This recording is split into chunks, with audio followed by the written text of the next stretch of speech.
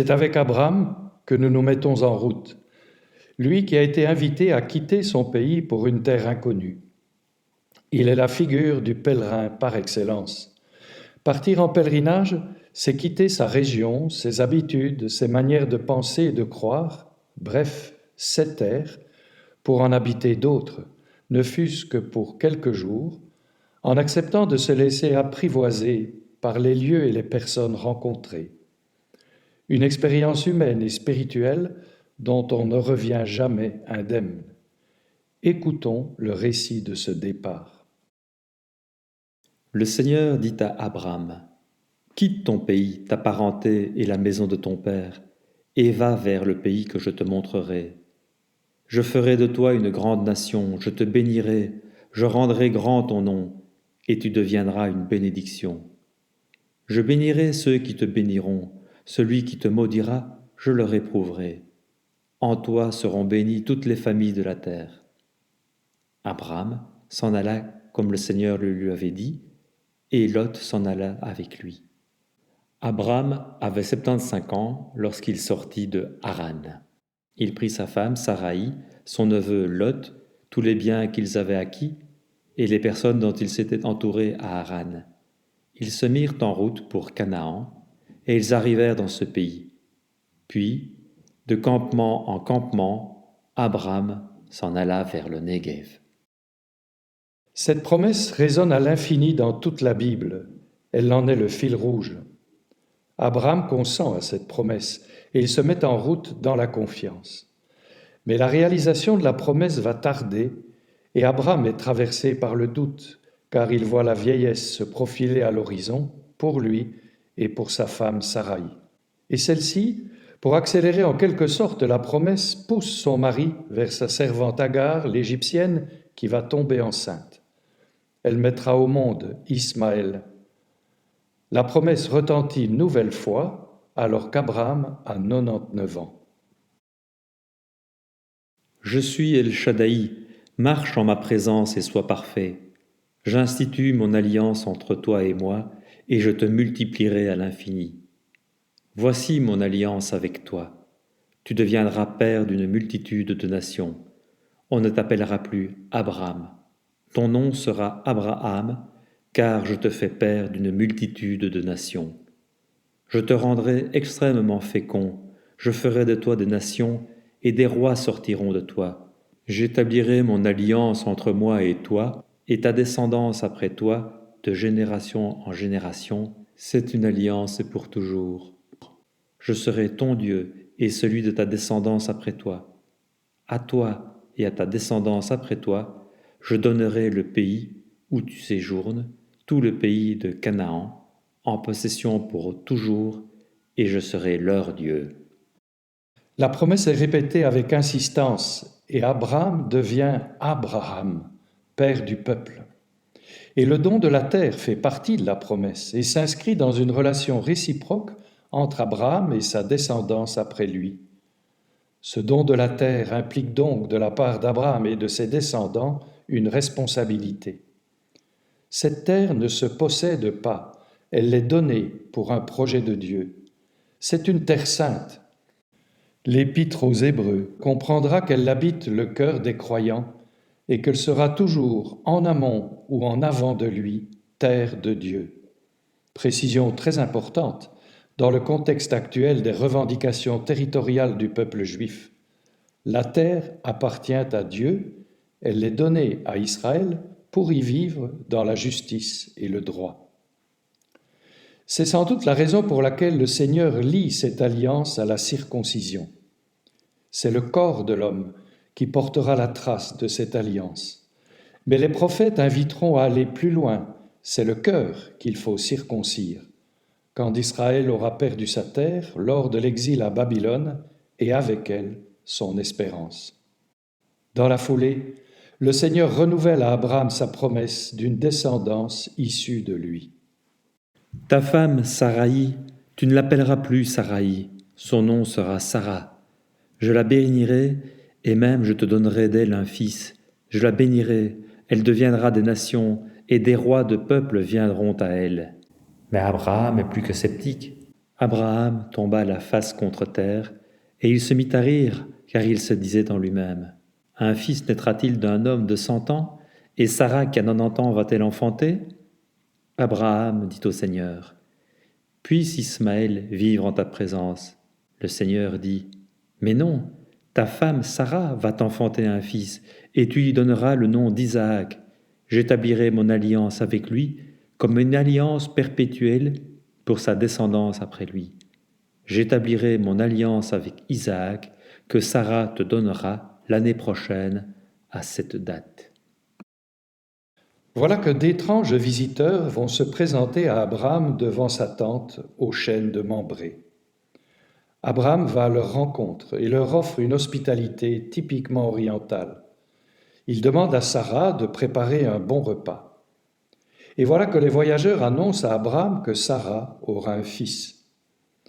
Derrière la toile de sa tente, Sarah se met à rire, car elle a cessé d'avoir ce qui arrive aux femmes, et son mari est un vieillard. Dans ce désert du Néguev, la promesse prend corps, et Sarah va finir par être enceinte et enfanter Isaac. Sarah s'écria, « Dieu m'a donné sujet de rire, quiconque l'apprendra rira à mon sujet. » Car Isaac signifie que Dieu rit, sourit, soit bienveillant. Mais très vite, la jalousie s'installe dans le cœur de Sarah lorsqu'elle voit Isaac jouer tranquillement avec Ismaël. Elle demande à Abraham de chasser la servante et son fils. Cependant, le Seigneur veille au grain et sauvera Agar et son fils Ismaël, qui deviendra lui aussi héritier de la promesse. Il est considéré par les musulmans comme l'héritier de la promesse faite à Abraham.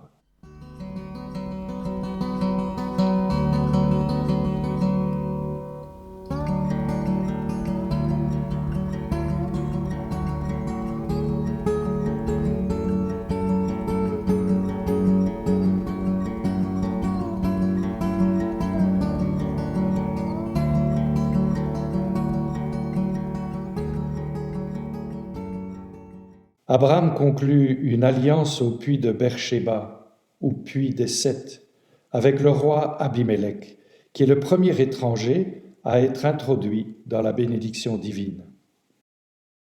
Et puis voilà l'épreuve ultime. Dieu demande à Abraham de lui sacrifier son fils unique. « Où est l'agneau pour l'Holocauste ?» dira Isaac, qui porte le bois sur ses épaules. « Dieu y pourvoira, » répond Abraham. Il est prêt à immoler son fils qu'il lie sur le bûcher. Mais le Seigneur l'arrête et Abraham va immoler à sa place un bélier qui s'est pris les cornes dans les buissons. Ce qu'il désire, c'est que le cœur de l'homme se tourne vers l'alliance, qu'il soit disponible à la bénédiction et à la promesse. Dieu n'a que faire des sacrifices et encore moins des sacrifices humains. Ce qu'il désire, c'est que le cœur de l'homme se tourne vers l'alliance, qu'il soit disponible à la bénédiction et à la promesse. Parce que tu as fait cela et que tu n'as pas refusé ton fils, ton unique, je te comblerai de bénédictions et je multiplierai ta descendance comme les étoiles du ciel et comme le sable qui est sur le rivage de la mer. Par ta descendance se béniront toutes les nations de la terre en retour de ce que tu as obéi à ma voix. Abraham revient seul vers ses serviteurs. C'est Isaac qui portera désormais l'alliance et la promesse, et Abraham vint s'installer définitivement à Beersheba. La Bible ne nous dit pas grand-chose d'Isaac. Elle retiendra surtout l'astuce de son fils Jacob, épaulé par sa mère Rebecca, pour ravir la bénédiction de son père à son frère aîné Ésaü. Les deux frères se réconcilieront bien plus tard. Mais dans un premier temps, Jacob est obligé de fuir la colère de son frère et il part pour le pays d'Haran chez Laban, le frère de Rebecca, pour y chercher une épouse. En chemin, il fait un songe bien étrange, mais qui va lui confirmer le choix de Dieu. Il s'est endormi à même la terre avec une pierre pour oreiller. Et dans un songe, il voit une échelle qui se dresse de la terre vers le ciel et des anges qui la parcourent. Et Dieu dit : « Je suis le Seigneur, le Dieu d'Abraham, ton père, et le Dieu d'Isaac. La terre sur laquelle tu es couché, c'est à toi que je la donnerai, à toi et à ta descendance. Ta descendance deviendra nombreuse comme la poussière du sol. Tu déborderas à l'ouest et à l'est, au nord et au midi. Par toi et ta descendance se béniront toutes les familles de la terre. Je suis avec toi.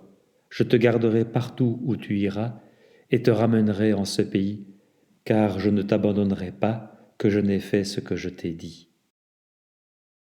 Jacob, arrivé au pays de ses pères, s'arrête à un puits pour y faire boire ses bêtes. Et voici que Rachel, la fille de Laban, vient elle aussi avec ses moutons pour les abreuver.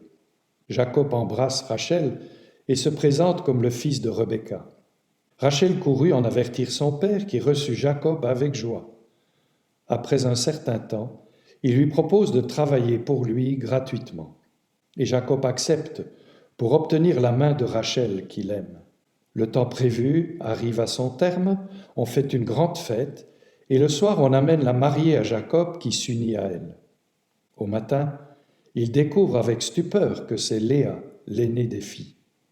Après la semaine de noces, Laban lui donne aussi Rachel, mais à condition qu'il travaille encore pour lui pendant 7 ans. La saga de Jacob est longue. Et ces deux femmes seront très jalouses l'une de l'autre, car Léa est féconde et Rachel stérile. Mais finalement, Jacob aura 12 fils, 6 de Léa, 2 de Zilpa, la servante de Léa, 2 de Bila, la servante de Rachel, et 2 de Rachel. Pour le Seigneur, il est bien l'héritier de la promesse, et le Seigneur va changer son nom comme signe d'une vocation et d'une mission. De retour vers Canaan, Jacob fait passer le gué du Yabok à toute sa famille et à ses troupeaux, et lui reste seul.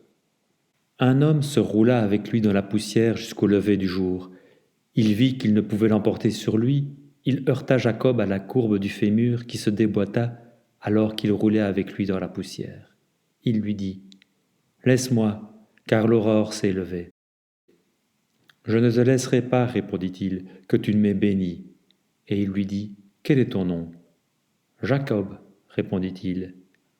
Il reprit : « On ne t'appellera plus Jacob, mais Israël, car tu as lutté avec Dieu et avec les hommes, et tu l'as emporté. » Ce nom nouveau, que Dieu se montre fort, évoque les luttes qui marquent le destin de Jacob et de sa descendance. La famine va pousser la famille vers l'Égypte, où Joseph, fils préféré de Jacob et vendu par ses frères, règne en maître auprès de Pharaon. À cause de la famine qui règne à Canaan, Jacob, déjà âgé, et sa descendance s'installent en Égypte. Jacob y meurt, entouré des siens. Mais il leur fait jurer que ses restes seront ramenés dans la caverne de Macpéla, où il reposera avec ses pères sur la terre de la promesse. Quand Joseph mourra à son tour, il demandera lui aussi à être enterré en Canaan. C'est Moïse qui emportera ses restes lors de l'Exode. Une nouvelle page de l'histoire de la promesse commence.